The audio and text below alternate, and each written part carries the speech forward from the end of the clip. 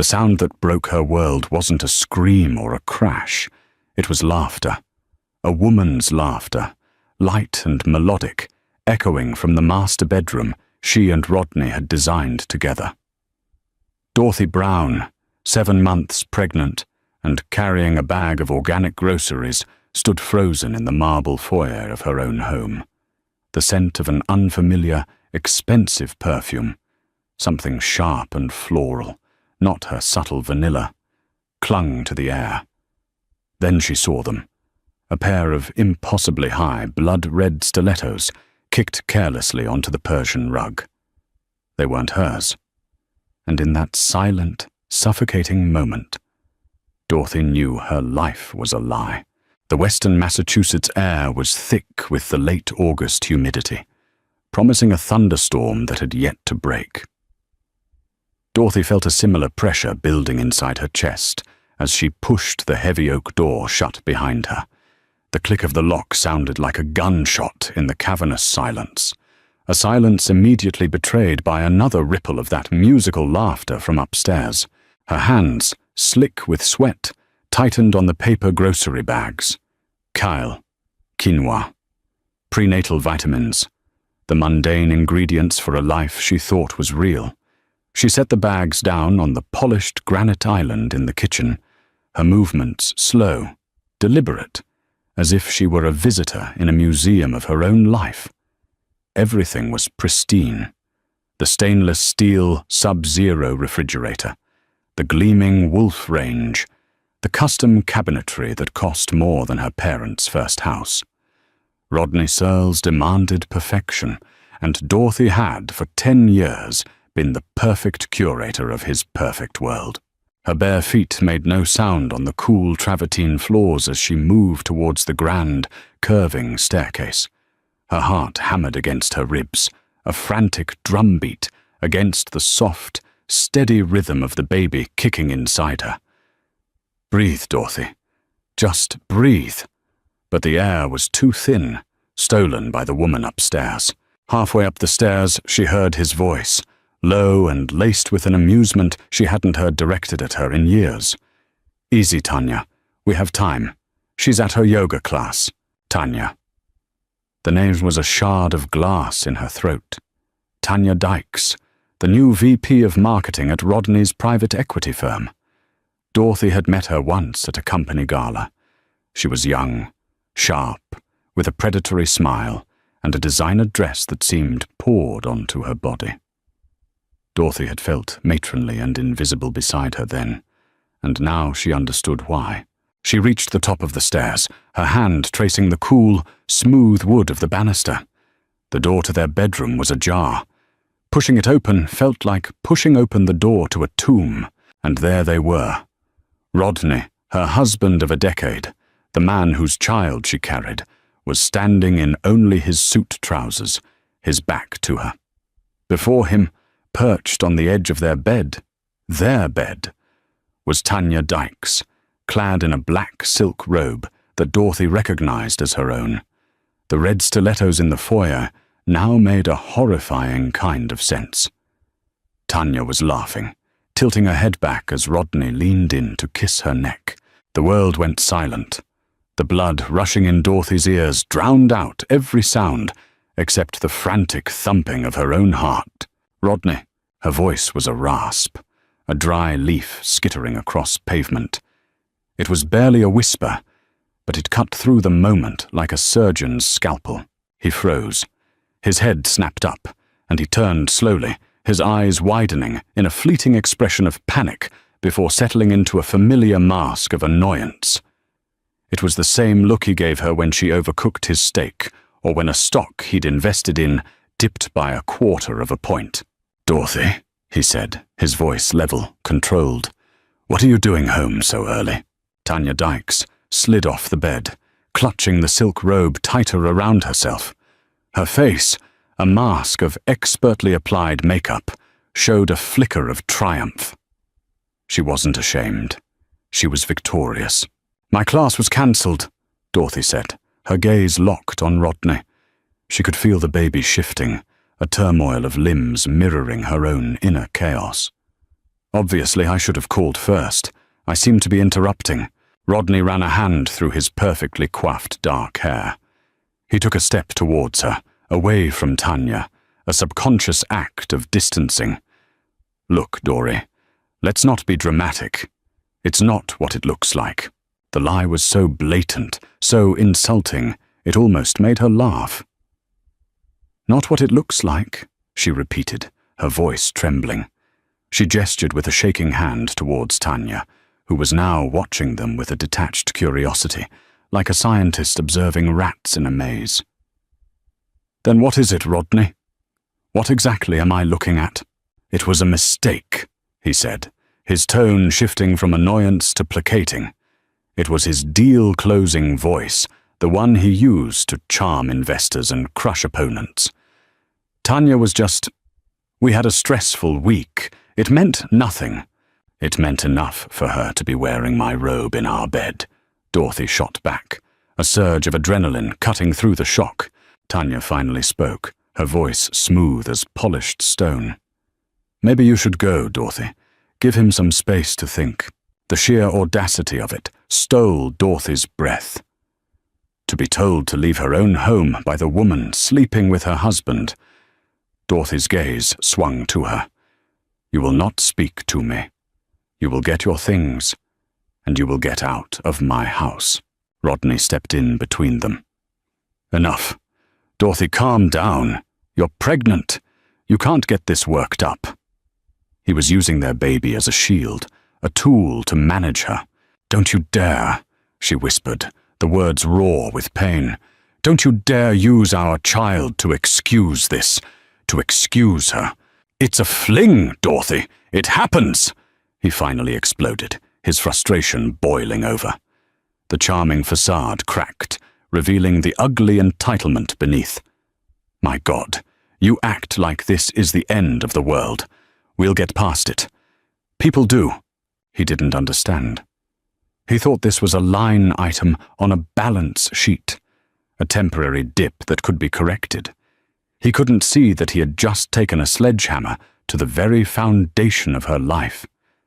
The house, the marriage, the future she was carrying inside her.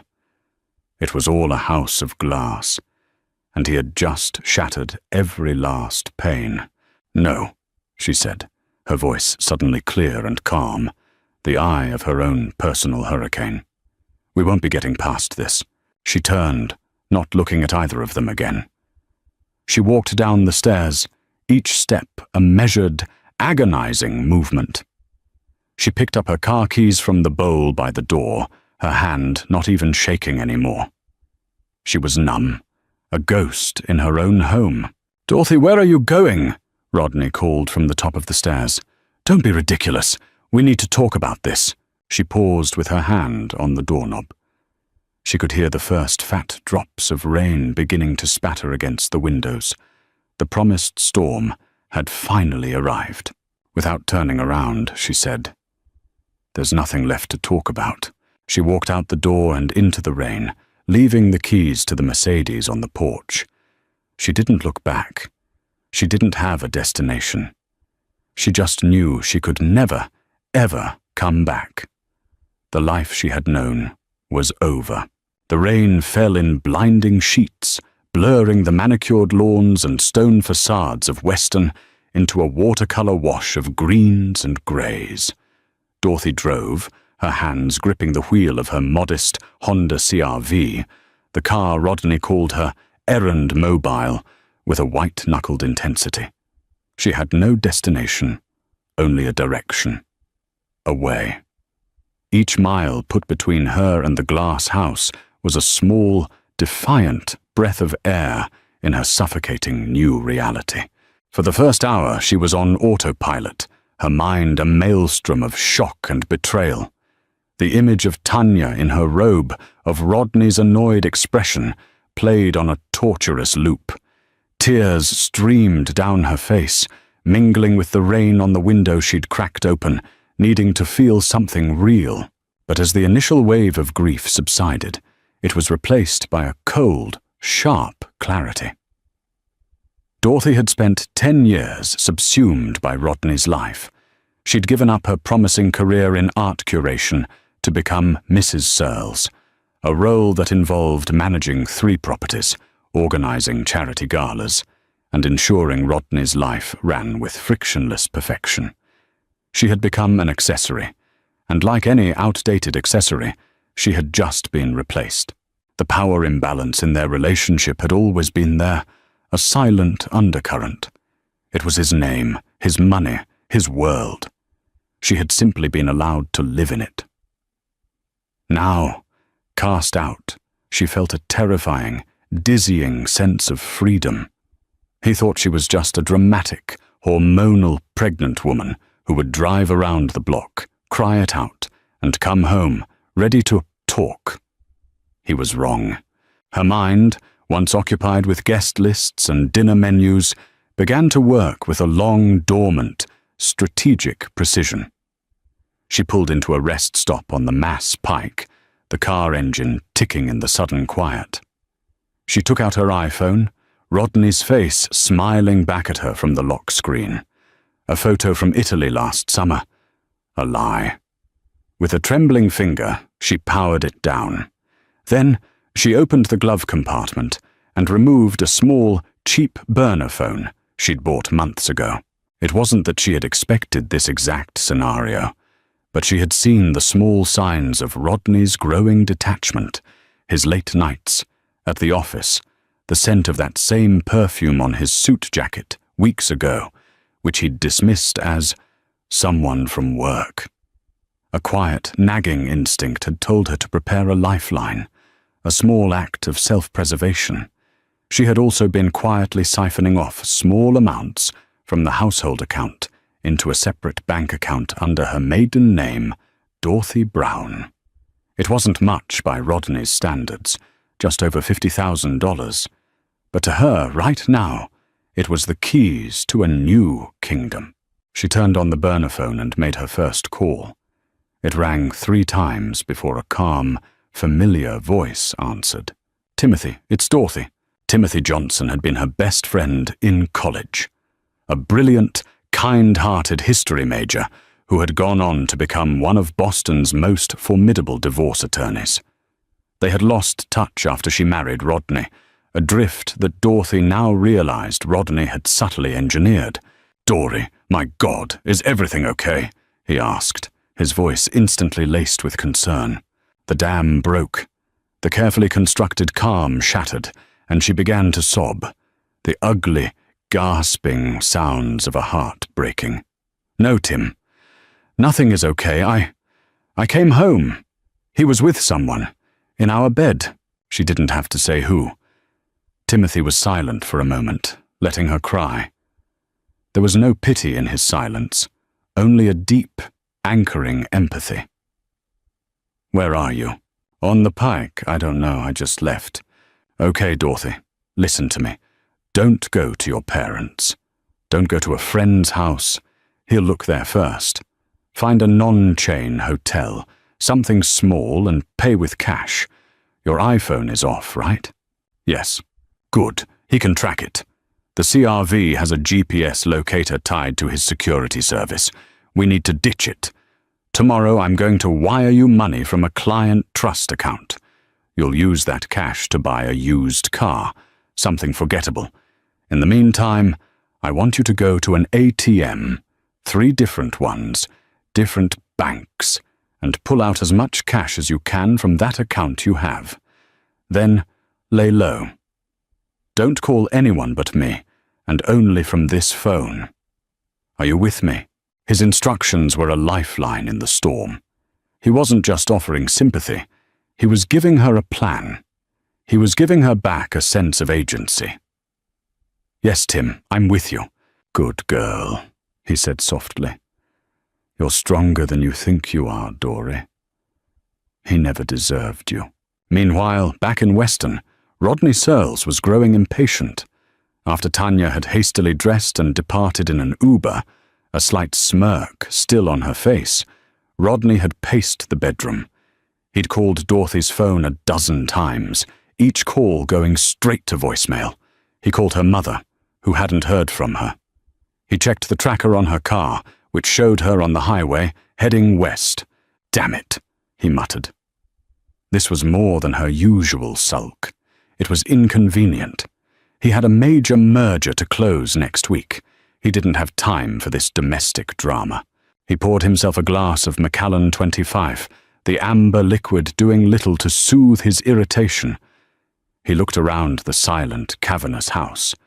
Dorothy's presence was everywhere, in the fresh flowers on the mantel, the curated art on the walls, the stack of baby-name books on the nightstand. Her absence was a void, and it unnerved him. He believed, with the unshakable arrogance of a man who had never truly faced consequences, that this was a negotiation. She was raising the stakes. She would eventually call, demand apologies, a ridiculously expensive piece of jewelry, a trip to Paris. He would capitulate, she would come home, and things would return to normal. He would just have to be more careful with Tanya in the future. He sent her a text message, confident it would eventually be delivered. "Dory, this is insane. Come home. We need to be adults about this. Think about the baby." He had no idea that the Dorothy he was texting no longer existed. Miles away, in a dingy motel room smelling of stale cigarettes and disinfectant, the Dorothy was methodically erasing herself. She withdrew cash, her face obscured by a hoodie. She used the motel's spotty Wi-Fi on a burner laptop to close all her social media accounts. She was a ghost, a phantom. She lay on the lumpy bed, one hand resting protectively on her swollen belly. The baby kicked, a gentle reminder of the life that was wholly hers, the one thing Rodney couldn't touch, couldn't control, couldn't devalue. He thought he had taken everything from her. But as she lay there in the anonymous dark, Dorothy Brown realized she had nothing left to lose. And that made her, for the first time in a very long time, powerful. 3 months passed. The fiery chaos of that August afternoon settled into the quiet embers of a cold, determined resolve. Rodney's initial annoyance had morphed into a simmering rage. Dorothy had not come home. She had not called. The text messages and voicemails, first placating, then demanding, then threatening, went unanswered. Her credit cards were unused. Her bank account was untouched after the initial cash withdrawals. She had vanished as completely as smoke. He hired a private investigator, a former cop with a bulldog face and a hefty price tag. The man, named Peterson, found the abandoned CRV in a long-term parking lot at a bus station in Albany, New York. The trail went cold there. Peterson assured Rodney that women like Dorothy always surfaced. "They need money, Mr. Searles. They get lonely. They make a mistake. We'll find her." Rodney's life in the glass house continued, but its flawless surface now showed hairline cracks. Tanya Dykes had moved in, her vibrant, modern possessions clashing with Dorothy's classic, understated taste. She filled the closets with her designer clothes and the bathrooms with her expensive perfumes, but her presence felt like a performance. The light, musical laughter that had once seemed so seductive now grated on Rodney's nerves. She was always on, ambitious, demanding, constantly angling for a more permanent position, for the ring, for the title of the next Mrs. Searles. She was a transaction, and Rodney was beginning to feel he'd made a bad deal. The comfortable, seamless ease Dorothy had provided was gone, replaced by a constant, low-level tension. Far from the brittle opulence of Weston, Dorothy Brown was breathing again. She had driven the used 2012 Toyota Camry she'd bought with cash to Asheville, North Carolina, a city nestled in the misty Blue Ridge Mountains. She rented a small, furnished 2-bedroom apartment under her maiden name, paid the first 6 months' rent in cash, and introduced herself to her neighbors as Dana, a writer on a quiet retreat. Her life was simple, anonymous, and her own. She spent her days walking the winding mountain trails, the crisp autumn air filling her lungs. She discovered a small, independent bookstore where she'd spend hours reading, a cup of herbal tea growing cold beside her. She joined a prenatal yoga class, not the trendy competitive studio she'd attended in Weston, but a warm, welcoming space filled with women of all shapes and sizes. Here, she wasn't Rodney Searle's wife. She was just Dorothy, a woman about to become a mother. Her second bedroom was slowly transforming into a nursery. She painted the walls a soft, buttery yellow herself, bought a simple wooden crib from a local craftsman, and knitted a small, lopsided blanket. Each object was chosen with love, not for its brand name or its ability to impress. This life was authentic in a way her old one had never been. She spoke to Timothy Johnson once a week from her burner phone. He was her anchor, her strategist. He had quietly filed for a legal separation on grounds of irreconcilable differences, serving Rodney at his office. The move was designed to protect Dorothy's maternal rights and a portion of the marital assets without revealing her location. Rodney had been blindsided. The filing, delivered by a stoic process server in the middle of a board meeting, was a declaration of war. He had his own lawyers, a team of sharks from a top Boston firm, file a response, accusing Dorothy of being emotionally unstable, of kidnapping his unborn child. It was a vicious, calculated attack. "Don't let it get to you," Timothy told her during one of their calls. Dorothy was sitting on her small balcony, watching the sun set behind Mount Pisgah, painting the sky in hues of purple and gold. It's standard procedure for a narcissist with a bottomless war chest. They attack, they smear, they try to control the narrative. But we have the truth on our side, Dory. And more importantly, we have a plan. The plan was patience. Dorothy was to remain hidden, establish residency in North Carolina, and build a stable life for her child. The moment the baby was born, they would amend the filing and sue for full custody and divorce on her terms. But the solitude, while healing, was also a breeding ground for fear. Some nights she would wake up in a cold sweat, the memory of Rodney's fury a tangible presence in the room. She would imagine him finding her, his expensive car pulling up outside her modest apartment building. The power he wielded, the money, the connections, felt like an insurmountable force. She would place a hand on her belly, feeling the strong, steady movements of her son, and draw strength from him. She wasn't just fighting for herself anymore. She was fighting for him. One chilly November evening, while she was online researching pediatricians, an unfamiliar name popped up in a local Asheville mums group on social media. Tanya Dykes has joined the group. Dorothy's blood ran cold. It had to be a coincidence. There could be hundreds, thousands of Tanya Dykeses in the world. She clicked on the profile. The picture was of a smiling, glamorous woman holding a glass of champagne on a yacht. The profile listed her location as Boston, MA. But why join a group in Asheville? Then she saw the post, made just an hour earlier. "Hi ladies, my partner and I are thinking of relocating to your beautiful city. He's in finance and can work from anywhere. We're looking for a family-friendly neighborhood with good schools. TIA for any recommendations." It wasn't a coincidence. They knew. Or they were close. The PI must have found something. A digital breadcrumb, a whisper. They were hunting her. The quiet sanctuary she had so carefully built was no longer safe. The storm she had outrun was gathering again, right on her doorstep. The digital intrusion felt like a home invasion. Dorothy stared at Tanya's smiling profile picture, the cheerful emoji at the end of her post a mocking grin. It was a probe, a baited hook cast into the quiet waters of her new life. They weren't in Asheville yet, but they were testing the ground, trying to flush her out. Panic seized her, cold and sharp.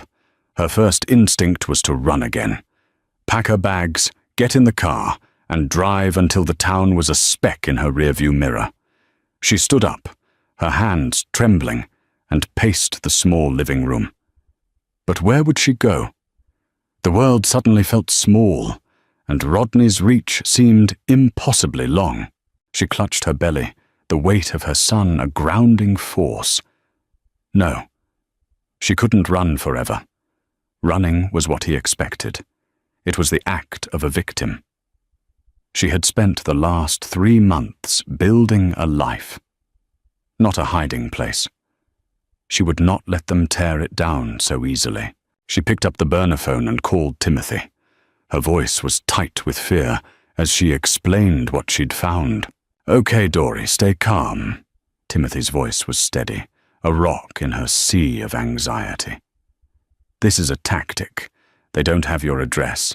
They probably don't even know for sure that you're in Asheville. Peterson, the PI, probably traced an IP ping or a data point to that geographic area. This is a fishing expedition. They're hoping you'll panic and make a mistake." "What do I do, Tim?" "Nothing," he said firmly. "You do absolutely nothing. You don't engage. You enhance your privacy settings, and you go about your life. But you stay vigilant. Lock your doors. Be aware of your surroundings. They've shown their hand." Now we wait. His confidence was a balm, but a seed of terror had been planted. Every unfamiliar car that drove down her street, every stranger's glance in the grocery store, felt like a threat. The peace she had found in the mountains was gone, replaced by a constant, humming dread. Back in Weston, the decision to probe Asheville had been Rodney's, born of sheer frustration. The PI, Peterson, had hit a dead end after finding the car. But a deep dive into Dorothy's old, deleted browser history had revealed searches from over a year ago for best small cities for artists and mountain town retreats. Asheville had been on the list. It was a long shot, but it was the only lead they had. "So you want me to just have your girlfriend join a mummy group?" Peterson had asked, his tone skeptical. "Mr. Surlis, that's not exactly standard procedure." "Just do it," Rodney had snapped. "Dorothy is predictable. She'll be looking for a community. She'll be nesting. If she's there, she'll see it. It might spook her into making a move." Tanya had been thrilled with the assignment. It made her feel like a partner in Rodney's quest, not just a live-in girlfriend. "Don't worry, Rod," she'd said, curling up next to him on the sofa that Dorothy had chosen. "We'll find her. And then you can finally put this all behind you, and we can move on with our life." But their life was unraveling. The novelty had worn off. Tanya's ambition, which had once seemed exciting, was now exhausting. She constantly talked about the future, marriage, a ring, their own children. She was trying to fit into Dorothy's life, but the fit was all wrong. One evening, during a tense dinner, Rodney, distracted by a business call, had unthinkingly said, "Could you pass the salt, Dory?" The silence that followed was deafening. Tanya's fork clattered onto her plate. "What did you just call me?" she asked, her voice dangerously quiet. "It was a slip of the tongue, Tanya. For God's sake." "It's been months, Rodney. She's gone. Why is she still living in your head?" Tanya stood up, her chair scraping against the floor. "I'm not her replacement. I'm not a placeholder you keep around while you obsess over your runaway pregnant wife. You need to choose. It's her or it's me." The ultimatum hung in the air. For a fleeting moment, Rodney felt an overwhelming sense of exhaustion.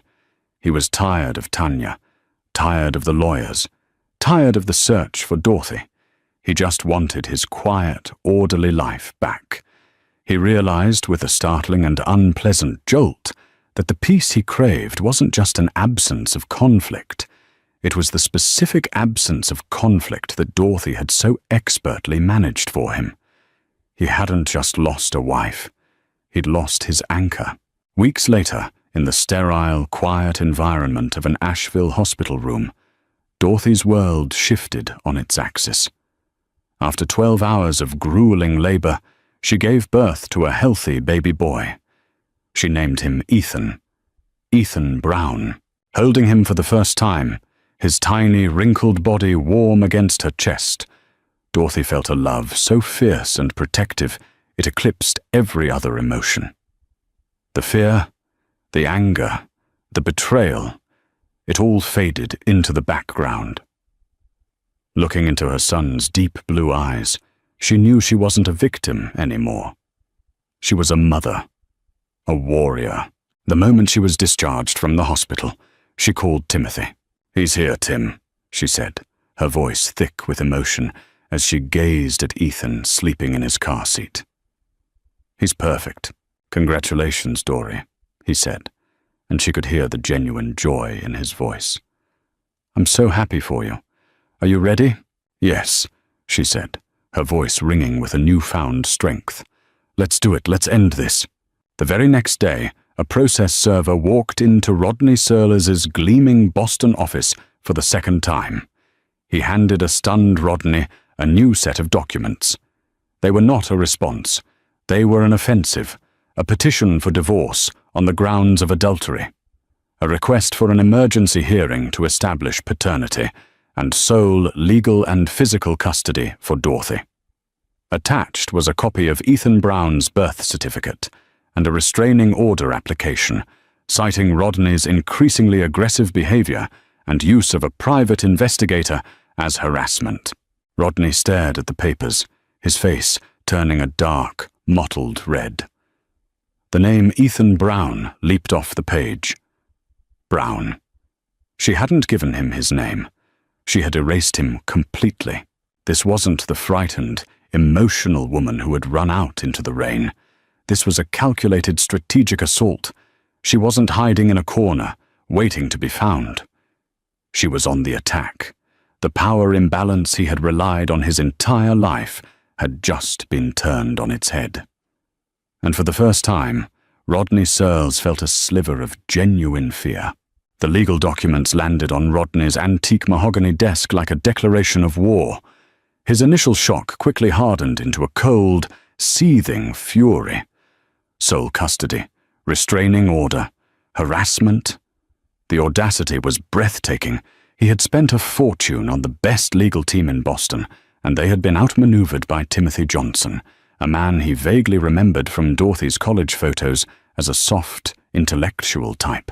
"This is an ambush," he snarled into the phone at his lead attorney, a slick corporate lawyer named Marcus Thorne. "How did they get the jump on us like this? I'm paying you $700 an hour to be proactive." "They were patient, Rodney," Marcus said, his voice a calm counterpoint to Rodney's rage. "They waited until the child was born in North Carolina, establishing jurisdiction there. It's a smart move. It forces you to fight on their turf. And this adultery claim, do you have any exposure there?" Rodney thought of Tanya, who was at that very moment directing painters in what used to be Dorothy's home office, turning it into a garish pink dressing room.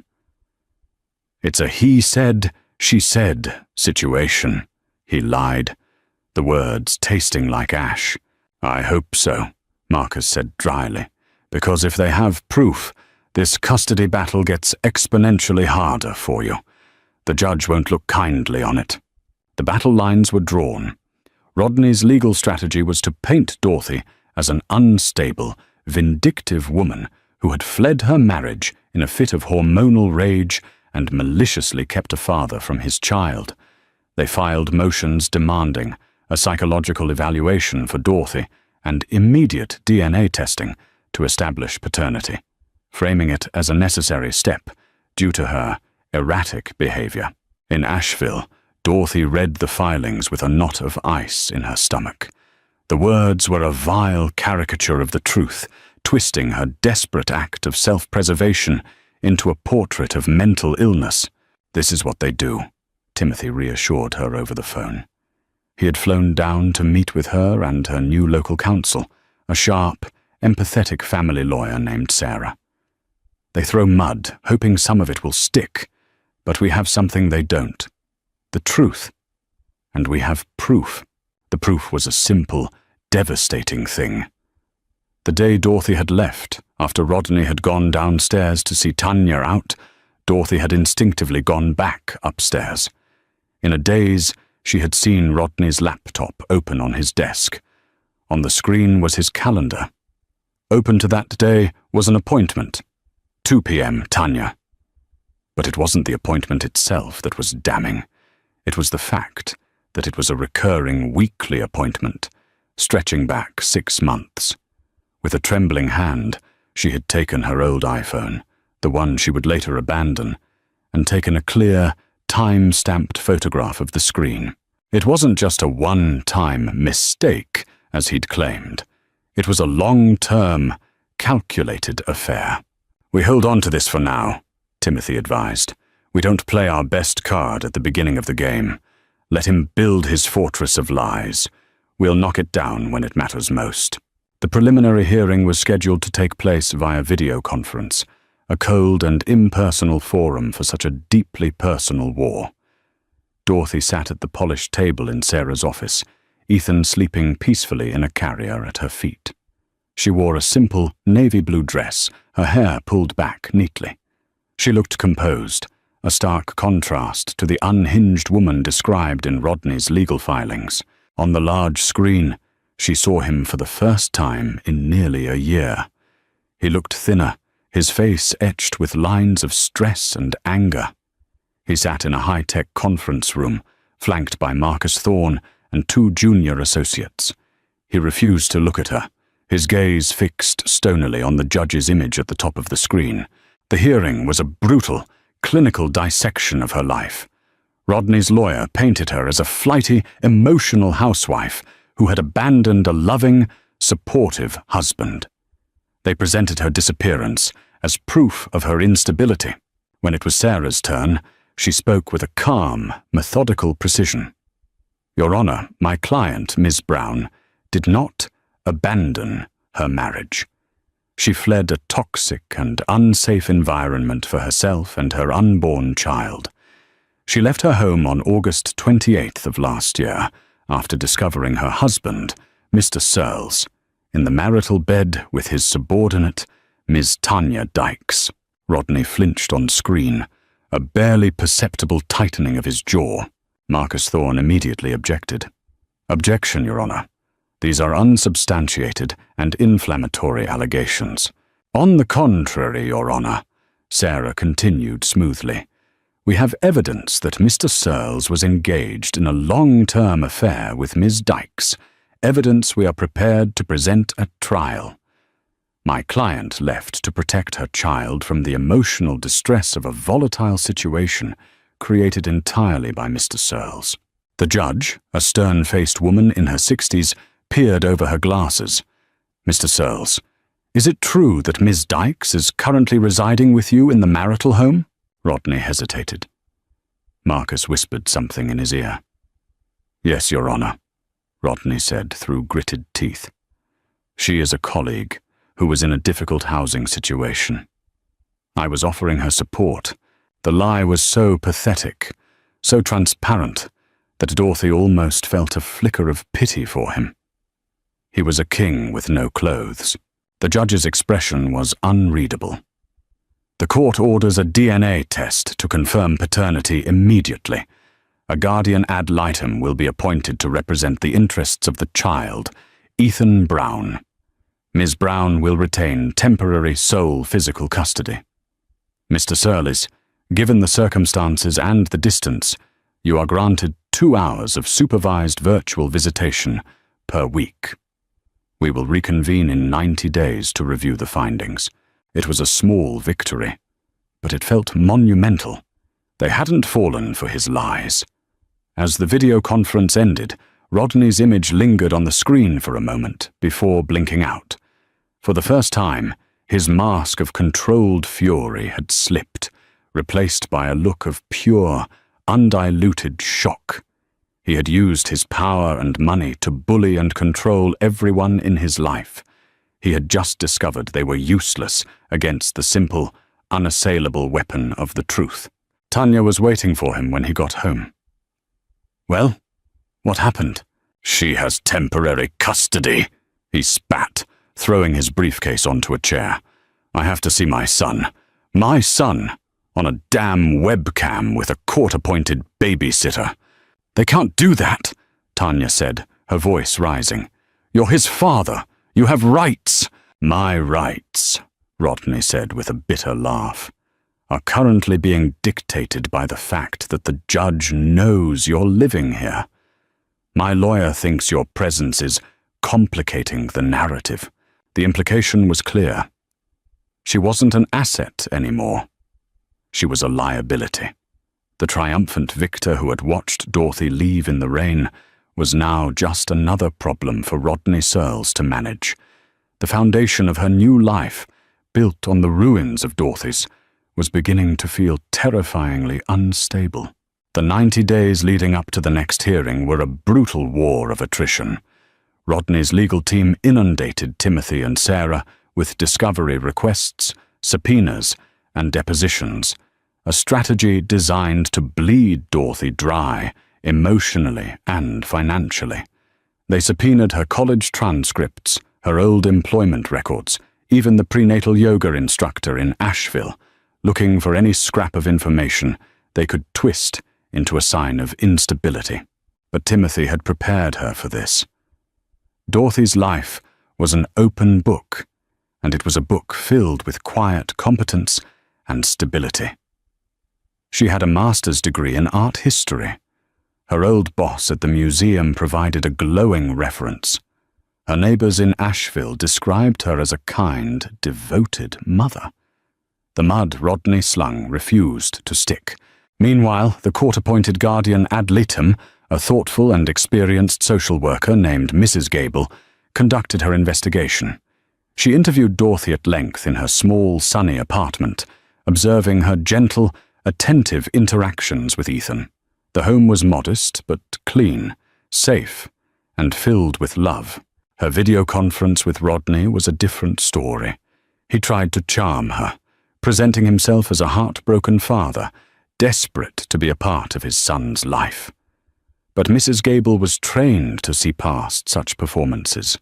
She noted his repeated attempts to steer the conversation toward Dorothy's faults, his dismissive language when talking about the affair, a momentary lapse in judgment, and his visible frustration when discussing the supervised virtual visits. Those visits were an agony for everyone involved.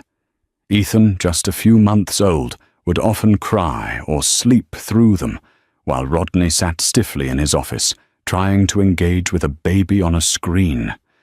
"Look, Ethan, it's Daddy," he'd say, his voice hollow. Dorothy had to remain present but out of frame, her heart aching for her son, who deserved better than this sterile, court-ordered parody of a father-son relationship. Back in Weston, Rodney's world was shrinking. The legal bills were astronomical, even for him. But more damaging was the slow leak of information about his messy divorce into his professional circle. Whispers followed him at the country club and in the boardroom. A man who couldn't control his own house, his own wife, was perhaps not as infallible as he seemed. A major investor pulled out of a new fund he was launching, citing concerns about instability in senior leadership. Tanya, feeling the walls close in, grew more desperate. "You have to do something, Rod," she'd insist. "You have to fight harder. Why are you letting her win?" He saw her then for what she was.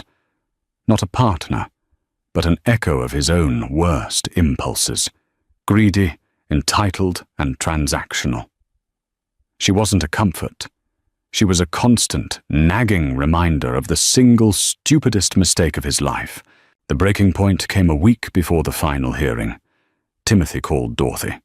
"It's time," he said. "We need a keystone, something to make their entire case crumble." Dorothy knew what he meant. For years, as the manager of the Searles household, she had been responsible for organizing all their financial documents for their accountant. She was meticulous, keeping digital and physical copies of everything. One year, She had noticed a strange recurring wire transfer of $100,000 every quarter to a shell corporation in the Cayman Islands called Searles Strategic Holdings. When she'd asked Rodney about it, he'd been uncharacteristically vague and angry. "It's complex investment stuff, Dory. You wouldn't understand. Don't worry about it." Sensing his agitation, she hadn't pushed, but she had made a copy of the statements, filing them away with a vague sense of unease. She had given that file to Timothy months ago. His forensic accountants had been quietly digging ever since. Rodney has been systematically hiding marital assets in that offshore account for the last 5 years, Timothy explained. It's a classic case of financial fraud against a spouse. But it's worse than that. The source of the funds is questionable. It seems to be linked to an insider trading investigation the SEC has been sniffing around for the past year. If this information were to be shared with, say, the U.S. Attorney's Office, he let the implication hang in the air. This was the keystone. This wasn't just about adultery or custody anymore. This was about Rodney's freedom. Timothy Johnson requested a settlement conference with Rodney and his lawyer. They met in a neutral conference room in Charlotte. Dorothy was not present. Timothy would be her sword and shield. Timothy laid it out. Not with malice, but with cold, hard facts. He presented the photograph of the calendar, proving the long-term nature of the affair. He presented the glowing report from the Guardian ad litem. And then he slid a single piece of paper across the table. It was a bank statement from Searles Strategic Holdings. Rodney's face went pale. Marcus Thorne looked at the statement, then at his client, his eyes narrowing. "Here is our settlement offer," Timothy said calmly. "Dorothy gets sole legal and physical custody of Ethan. Rodney gets supervised visitation in Asheville 4 times a year at his own expense. He will pay a substantial, fixed amount in child support until Ethan is 21. In addition, Dorothy will receive 50% of all declared marital assets. In exchange for her signature on this agreement, that file," he tapped the bank statement, "remains a private matter between us." It was checkmate. Marcus Thorne looked at Rodney, whose arrogant facade had completely crumbled. He was a cornered animal. "Take the deal, Rodney," the lawyer advised in a low voice. Rodney left the conference room a broken man. He drove back to Weston in a daze. When he walked through the front door, Tanya was there, a glass of wine in her hand. "How did it go?" she asked, a hopeful lilt in her voice. "It's over," he said, his voice flat. "She won. She won everything." He slumped onto a sofa, the fight gone out of him. He looked at Tanya, at the pink dressing room down the hall, at the life he had chosen. It was all a cheap imitation, a hollow prize. Tanya stared at him, at his defeat. She had hitched her wagon to a star, and the star was falling from the sky. There would be no ring, no Mrs. Searles title, no access to the limitless funds she had dreamed of. He was damaged goods. Without a word, she turned and walked upstairs. An hour later, she came down with 2 suitcases. She didn't look at him as she walked to the door. "Where will you go?" he asked, the question devoid of emotion. "Don't worry about me," she said, her voice hard. "I always land on my feet." She walked out the door, leaving him alone in the vast, silent glass house, a king in a kingdom of one. The laughter was finally gone. The divorce was finalized on a crisp, clear day in early spring. The paperwork, signed and sealed, felt less like an ending and more like a quiet, formal beginning. Dorothy sat in Sarah's office, the pen feeling light in her hand. There was no triumph, no desire for revenge, only a profound sense of peace. She had not destroyed Rodney. His own choices had done that. She had simply refused to be a casualty of his wreckage. The settlement was more than generous. It wasn't about the money itself, but what it represented: security, independence, and the freedom to give Ethan the life he deserved, a life built on a foundation of honesty and love, not glass and lies. A few weeks later, Rodney came for his first supervised visit. The meeting was at a neutral location, a bright, cheerful family center in Asheville. When Dorothy walked in, holding Ethan, she saw Rodney waiting with the court-appointed supervisor. He looked diminished. The bespoke suit hung a little looser on his frame. The confident swagger was gone, replaced by a hesitant uncertainty. He looked at Ethan, who was now nearly a year old, a happy, gurgling baby with a shock of dark hair like his father's, and Dorothy's calm blue eyes. Rodney's face, for the first time, showed a flicker of something beyond anger or self-pity. It was a raw, aching regret. He's beautiful, Dory, he stammered, his voice thick. His name is Dorothy, she corrected him, gently but firmly. She handed Ethan over. Rodney held his son with an awkwardness that broke her heart a little. He had missed it all. The first smile, the first laugh, the sleepless nights, the tiny miraculous moments that forge the unbreakable bond between a parent and child. He was a stranger to his own son. She watched for a few minutes as he tried to play with Ethan, the supervisor looking on with a practiced, neutral expression. She saw the ghost of the man she had once loved, and the man he had become. He was no longer a monster in her mind, just a sad, flawed man who had broken the most precious things in his life. She walked over to him before she left. I hope you can be a good father to him, Rodney. He deserves that. He looked up at her, his eyes filled with a galaxy of unspoken things, apologies, questions, regrets. I know, he whispered. I'm sorry, Dorothy, for everything. The apology, when it finally came, felt distant, like a message in a bottle that had washed ashore long after the ship had sailed. She didn't need it anymore. Goodbye, Rodney, she said, and walked out into the sunshine, feeling nothing but light. Her redemption wasn't in his downfall, but in her own rise. She bought a small house with a wide porch and a view of the mountains. She started a small online art consultancy business, helping clients build their own collections. Her old passion, so long dormant, bloomed anew. Her life was filled with the quiet joys she had once craved. Ethan's laughter echoing through the house, the smell of paint and old books, the steady, comforting presence of good friends from her yoga class, the breathtaking beauty of a mountain sunset. She had walked out of the glass house with nothing but the clothes on her back and the child in her womb. She had been stripped of her name, her home, her security, but in losing everything, she had found herself. She was not Mrs. Dorothy Searles, the millionaire's wife. She was Dorothy Brown, a mother, a businesswoman, a survivor. She had faced the storm and walked out the other side, not just intact, but stronger, truer, and finally, breathtakingly free. Dorothy's story is a powerful reminder that the end of one chapter is often the beginning of a truly authentic life. She lost a marriage built on lies, but found a strength she never knew she possessed. Her journey from a shattered wife to a resilient, independent mother shows that our greatest trials can forge our greatest triumphs. It's a testament to the fact that true wealth isn't measured in dollars, but in peace, self-respect, and the courage to build a future on your own terms. What did you think of Dorothy's incredible transformation?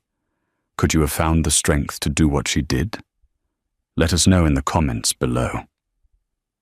Her story is one of betrayal, but ultimately of profound redemption and the quiet victory of a life well lived.